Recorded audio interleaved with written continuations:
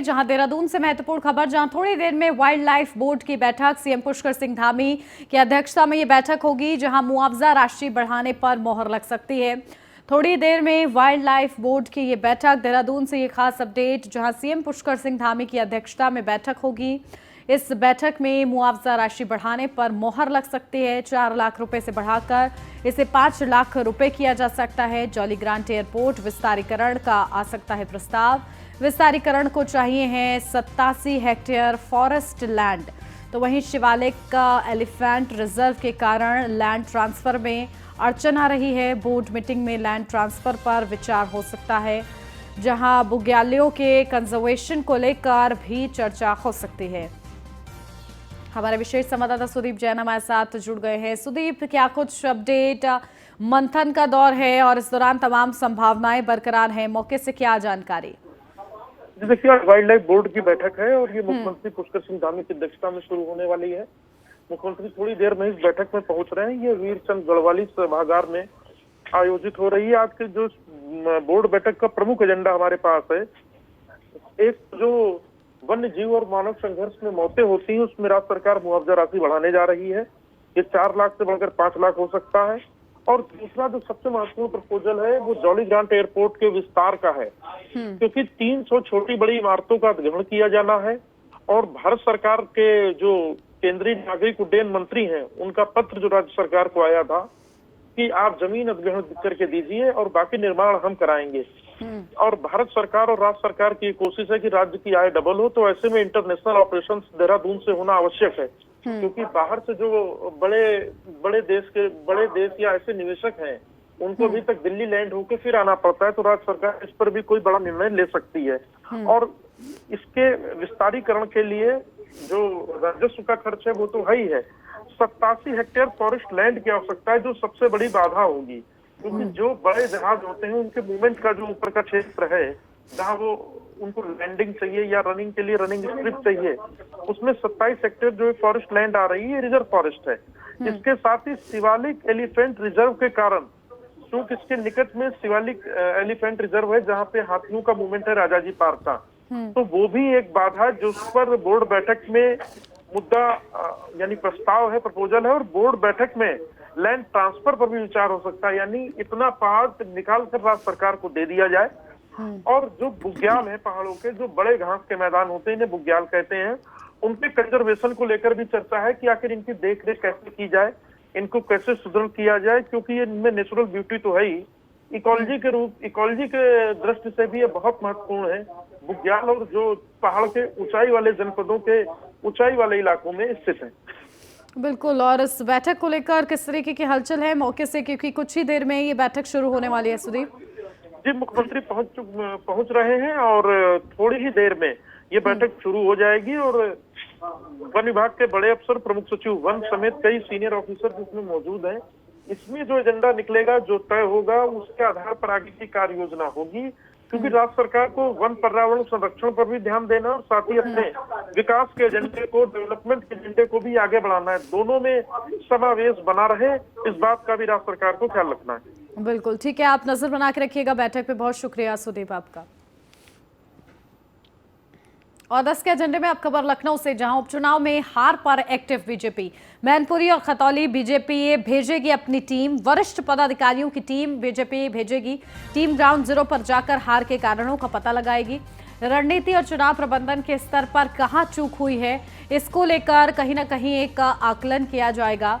और उस आकलन के लिए भारतीय जनता पार्टी की तरफ से वरिष्ठ पदाधिकारियों की एक टीम जो है भेजी जाएगी मैनपुरी और खतौली में, जहां इतनी ठोस रणनीति के बावजूद मैनपुरी और खतौली में समाजवादी पार्टी जीती है, जो कि एक बड़ा झटका बीजेपी के लिए है। और बीजेपी उसी का आकलन करने के लिए विशेष पदाधिकारी और वरिष्ठ पदाधिकारियों की टीम को भेजेगी मैनपुरी और खतौली, जो जाकर पता लगाएंगे कि आखिर हार किस वजह से हुई है, हार का कारण क्या रहा है।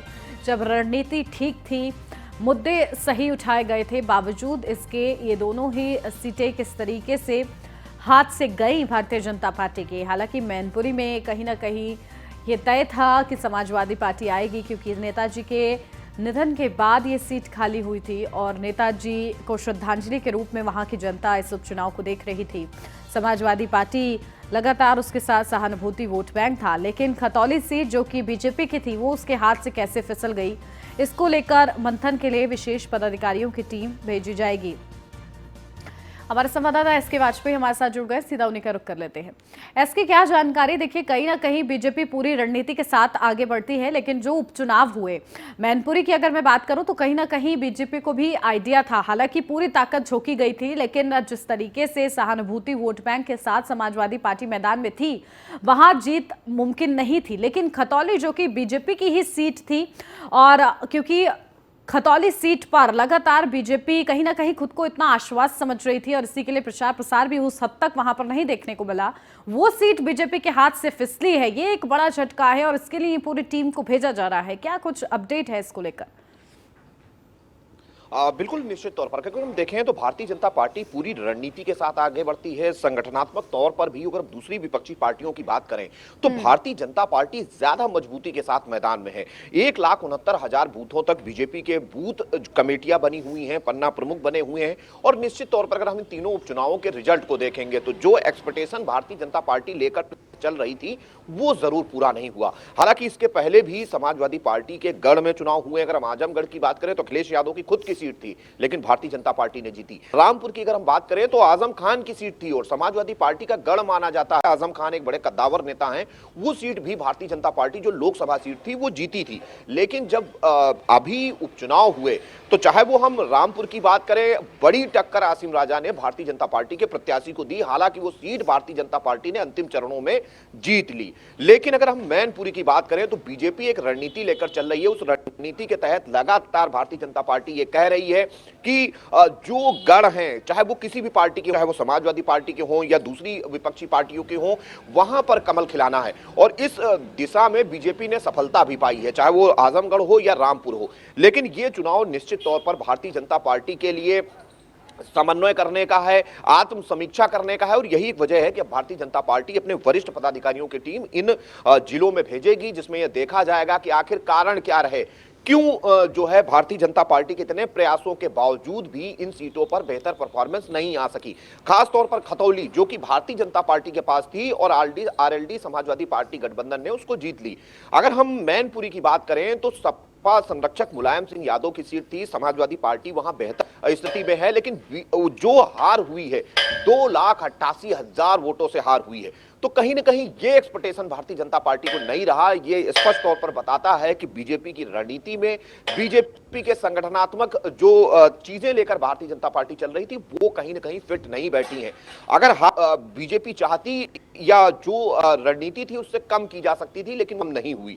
तो कहीं ना कहीं ये बहुत सारे ऐसे बिंदु हैं जिनको लेकर बीजेपी अब अपने वरिष्ठ पदाधिकारियों की टीम भेजने के बाद इसकी समीक्षा करेगी कि आखिर क्या कारण है, क्यों इतनी कम जो है परफॉर्मेंस हुई, क्यों जो है भारतीय जनता पार्टी इन सीटों पर बेहतर परफॉर्म नहीं कर पाई। ये बहुत सारे विषय होंगे जिनको लेकर आगे की रणनीति तय की जाएगी ताकि 2024 के लोकसभा चुनाव में बेहतर परफॉर्मेंस की जा सकती हो। जी बिल्कुल। और देखिए, कहीं ना कहीं मैनपुरी की जो सीट थी वो बीजेपी की नहीं थी और शुरू से ही 1996 के बाद से ही समाजवादी पार्टी का वहां पर कब्जा था। ऐसे में बीजेपी वहां कुछ हारी नहीं क्योंकि उसके पास वो सीट नहीं थी, लेकिन खतौली सीट उसके पास थी जो कि वो हारी।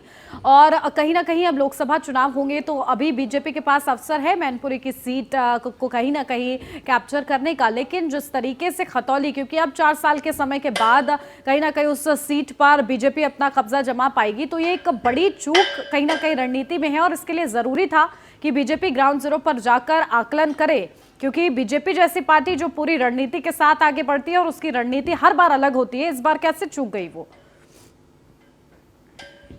बिल्कुल। अगर हम देखें तो जो भूपेंद्र चौधरी जो कि बीजेपी के प्रदेश अध्यक्ष हैं, इस पूरे परिणाम के बाद मेरठ में बातचीत कर रहे थे। उनका कहना था कि हमसे कहीं चूक जरूर हुई है और उन चूक को लेकर हम समीक्षा करेंगे, देखेंगे कि आखिर वजह क्या है, क्यों हम बेहतर परफॉर्मेंस नहीं कर सके। यही एक वजह है कि भारतीय जनता पार्टी अपने वरिष्ठ पदाधिकारियों की टीम भेज रही है। कहीं ना कहीं एक तरीके से अगर हम 2024 के लोकसभा चुनाव को देखें तो बीजेपी लिटमस टेस्ट के तौर पर इन चुनावों को ले रही थी।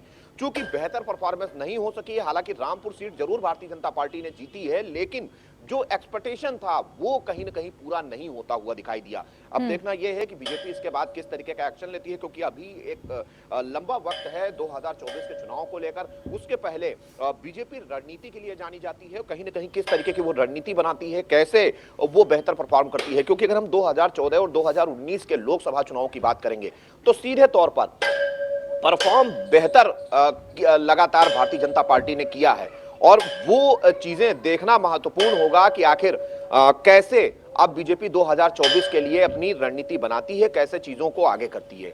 जी बिल्कुल, और बीजेपी आगे क्या बड़े फैसले लेती है, किस तरीके से मंथन करती है, इसी पर नजर रहेगी। बहुत शुक्रिया इसके आपका तमाम महत्वपूर्ण अपडेट के लिए।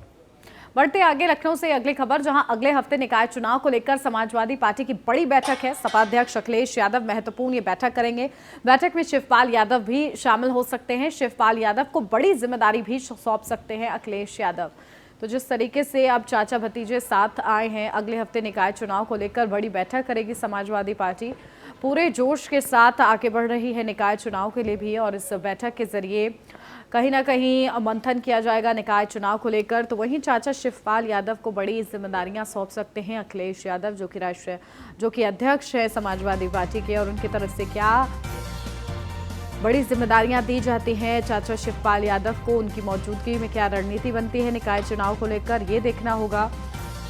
महत्वपूर्ण ये पूरी बैठक रहेगी, जिस दौरान बैठक में शिवपाल यादव भी हिस्सा रहेंगे, और इस बैठक में कई अहम चीज़ों पर मंथन किया जाएगा। अब बारी है निकाय चुनाव की। उपचुनाव के बाद कहीं ना कहीं और ज़्यादा जोश में नजर आ रही है समाजवादी पार्टी, और बड़े प्लस फैक्टर भी समाजवादी पार्टी के साथ जुड़ गए हैं, और ऐसे में अब वो आगे बढ़ रही है।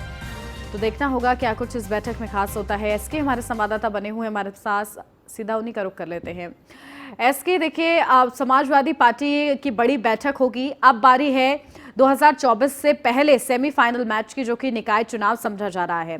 अब इस निकाय चुनाव के लिए समाजवादी पार्टी, जो कि उपचुनाव में जीत दर्ज करके आई है, ऐतिहासिक जीत भी कहीं ना कहीं मिली है, अब उसी के साथ और ज्यादा आश्वस्त है। तो वहीं चाचा शिवपाल यादव का भी साथ मिल चुका है, तो पूरी मजबूती है समाजवादी पार्टी के साथ। क्या आगे रणनीति रहेगी समाजवादी पार्टी को, इसको लेकर मंथन किया जाएगा इस बैठक में। बिल्कुल, अगर हम बात करें तो शिवपाल यादव एक बड़ा कद समाजवादी पार्टी में हुआ करते थे। सपा संरक्षक और सपा संस्थापक मुलायम सिंह यादव के साथ कंधे से कंधा मिलाकर काम किया। शिवपाल यादव जाने जाते हैं कि संगठन को लेकर अगर किसी के पास बेहतर रणनीति है, बेहतर समझ है, तो वो शिवपाल यादव हैं। हालांकि 2022 के विधानसभा चुनाव में भी शिवपाल यादव अपने भतीजे अखिलेश के साथ आए थे, लेकिन बाद में उन्होंने गंभीर आरोप लगाए कि जो उन्होंने सुझाव दिए, जो रणनीति बताई, जो सलाह दी, वो समाजवादी पार्टी की तरफ से नहीं मानी गई। यही एक वजह है कि 2022 में उत्तर प्रदेश में समाजवादी पार्टी सरकार में आ सकती थी, लेकिन वो नहीं आ सकी। क्योंकि अब शिवपाल यादव साथ हैं, और साथ आने से पहले उन्होंने चीजें करके भी दिखाई हैं। जिस तरीके से अगर हम मैनपुरी चुनाव की बात करें तो 1,06,000 वोटों की जो लीड है वो समाजवादी पार्टी ने जसवंत नगर से पाई है। क्योंकि जसवंत नगर शिवपाल यादव की विधानसभा है, जहां से वो खुद विधायक हैं। तो ऐसी स्थिति में अगर हम पूरी जीत को देखेंगे तो 2,88,000 के करीब जो जीत है समाजवादी पार्टी की, वो बताती है कि शिवपाल यादव की रणनीति बेहतर है। हालांकि अब वो समाजवादी पार्टी के साथ है, तो निश्चित तौर पर अगर हम इन दोनों चुनावों की बात करें, चूंकि इसके पहले जो भी उपचुनाव हुए, चाहे वो लखीमपुर की गोला सीट का हुआ हो, या फिर आजमगढ़ का हुआ हो, या उसके अलावा रामपुर का लोकसभा हुआ हो, समाजवादी पार्टी बेहतर परफॉर्मेंस उपचुनाव में नहीं कर सकी। चूंकि इसमें बेहतर परफॉर्मेंस हुई है, एक ऐतिहासिक जीत हुई है। मुलायम सिंह भी जब इससे पहले जीते तो 94,000 वोटों से जीते थे, लेकिन शिवपाल यादव और अखिलेश यादव ने मिलकर 2,88,000 से डिंपल यादव को जिताया है। तो ये बहुत सारे फैक्टर्स हैं जिससे समाजवादी पार्टी के जो कार्यकर्ता हैं, पदाधिकारी हैं, वो इस जीत से जरूर उत्साहित हैं। अब देखना यह है कि जब निकाय चुनाव उत्तर प्रदेश में होने जा रहे हो, तो ऐसी स्थिति में समाजवादी पार्टी कहीं ना कहीं उनको लेकर भी अपनी रणनीति बना रही है। और जो अभी तक चीजें पता चली हैं कि अगले सप्ताह समाजवादी पार्टी एक बड़ी बैठक करेगी, जिसमें निकाय चुनाव को लेकर प्रत्याशियों के चयन, साथ ही साथ अपनी रणनीति कैसे प्रचार किया जाएगा, कैसे अपनी चीजों को लोगों तक पहुंचाया जाएगा, इन बहुत सारे विषयों को लेकर मैदान में उतरेगी। तो अब देखना यह है किस तरीके की चीजें होती हैं, खास तौर पर शिवपाल यादव जब समाजवादी पार्टी में शामिल हो चुके हैं तो उनकी भूमिका क्या होगी, ये भी महत्वपूर्ण होगा। तो ये बहुत सारी चीजें हैं जो कहीं ना कहीं समाजवादी पार्टी की जो वरिष्ठ पदाधिकारियों की बैठक होने वाली है उसमें ये सारी चीजें तय की जाएंगी। जी बिल्कुल। और देखिए कहीं ना कहीं ये जो दो फैक्टर अब समाजवादी पार्टी के साथ जुड़ चुके हैं, एक उपचुनाव में उसकी जीत और दूसरा चाचा शिवपाल यादव का साथ, अब इन दोनों ही के चलते कहीं ना कहीं बीजेपी के लिए चुनौतियां और ज्यादा बढ़ गई हैं इसके निकाय चुनाव को लेकर अगर मैं बात करूं तो। अगर हम इन निकाय चुनाव की बात करें तो उत्तर प्रदेश देश का सबसे बड़ा सूबा है और सीधे तौर पर देखें तो 17 नगर निगम उत्तर प्रदेश में हैं, 200 पालिका परिषद हैं, 545 नगर पंचायतें हैं। हालांकि भारतीय जनता पार्टी का अभी तक का जो रिकॉर्ड रहा है वो सीधे तौर पर बेहतर परफॉर्मेंस का रहा है, खासतौर पर निकाय चुनाव में, चाहे वो पंचायत के चुनाव रहे हों या उसके बाद अब नगरीय निकाय के जो चुनाव होने जा रहे हैं। बीजेपी बेहतर परफॉर्मेंस में रही है। 15 नगर निगम पर बीजेपी का मेयर पहले से रहा है। तो बीजेपी के लिए बहुत ज्यादा चुनौती समाजवादी पार्टी को दे पाना अभी नहीं संभव दिखाई दे रहा है, लेकिन एक चीज जरूर है कि समाजवादी पार्टी अपनी स्थिति बेहतर जरूर कर सकती है, क्योंकि अब एक कोशिश होगी कि इस जीत के बाद कार्यकर्ताओं में जान फूकी जाए, अपने संगठन को खड़ा किया जाए। खासतौर पर वो लोग जो शिवपाल यादव के साथ प्रसपा में चले गए थे उनको भी पार्टी के साथ जोड़ा जाए ताकि एक बेहतर रणनीति के साथ मैदान में उतरा जाए। हालांकि इसका फायदा कितना होगा ये तो आने वाले निकाय चुनाव बताएंगे, लेकिन बहुत ज्यादा वक्त भी नहीं बचा है। तो किस तरीके से समाजवादी पार्टी रणनीति बनाती है, कैसे प्रत्याशियों का चयन करती है, प्रचार के लिए किसको कहां उतारा जाता है, ये भी देखना महत्वपूर्ण होगा। लेकिन ये जरूर है कि समाजवादी पार्टी कहीं न कहीं शिवपाल के आने से अपने संगठनात्मक ढांचे में जरूर सुधार करती हुई दिखाई देगी। बिल्कुल, कहीं ना कहीं संगठन को मजबूती समाजवादी पार्टी के मिली है चाचा का साथ मिलने के बाद, और अब इस साथ के साथ आगे कैसे बढ़ती है ये देखना होगा। बहुत शुक्रिया इसके आपका तमाम महत्वपूर्ण अपडेट के लिए।